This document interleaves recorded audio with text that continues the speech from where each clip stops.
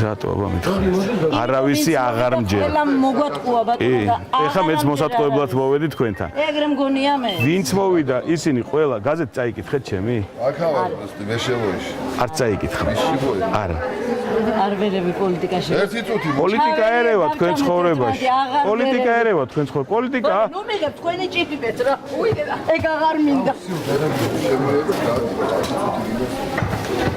აი